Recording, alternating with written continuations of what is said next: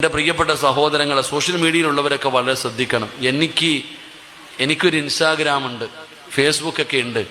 പക്ഷെ അതൊക്കെ ഉപയോഗിക്കുന്നത് എൻ്റെ കൂടെയുള്ള കുട്ടികളാണ്. എന്തെങ്കിലും വിഷയമുണ്ടെങ്കിൽ ഞാൻ നോക്കുകയും മറ്റുള്ള കാര്യങ്ങളൊക്കെ ചെയ്യുകയും ചെയ്യും. ഇപ്പം എൻ്റെ ഭാര്യയുടെ പേരിൽ തന്നെ ഇൻസ്റ്റാഗ്രാം ഉണ്ട്, സുമയ്യ സിറാജ് എന്ന് പറഞ്ഞിട്ട് എൻ്റെ ഭാര്യയുടെ പേരിൽ. അല്ലാഹു അലം, ചിന്തിച്ചു വയ്ക്കേ. സത്യം പറഞ്ഞ എൻ്റെ പെണ്ണുപിള്ളക്ക് ഫേസ്ബുക്കും ഇല്ല, വാട്സപ്പും ഒന്നുമില്ല.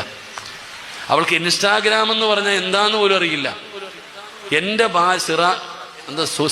സുമയ്യ സിറാജ് എന്ന് പറഞ്ഞിട്ട് ഇൻസ്റ്റാഗ്രാം ഉണ്ടാക്കിയിട്ട് ഉസ്താദിൻ്റെ പെണ്ണുമ്പിള്ള സംസാരിക്കണ പോലെ സംസാരിക്കണേ. പലരും ചോദിക്കണം ഉസ്താദിൻ്റെ എൻ്റെ പള്ളിയിലെ പ്രസിഡന്റിന് വരെ റിക്വസ്റ്റ് അയച്ചിട്ടുണ്ടെന്ന് ആലോചിക്കുക. എൻ്റെ ജമാഅത്തിൻ്റെ പ്രസിഡന്റ് ഉൾപ്പെടെ പലർക്കും, ഞാനുമായി ബന്ധപ്പെട്ട എല്ലാവർക്കും അയച്ചിട്ടുണ്ട്.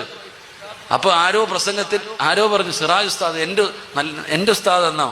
അപ്പൊ താഴെ ചോദിക്കുന്നു, നിന്റെ ഉസ്താദോ എൻ്റെ കാന്ന് തന്നെ. എൻ്റെ പെണ്ണുപിള്ളയെ പോലെ അവളും പറയണേ.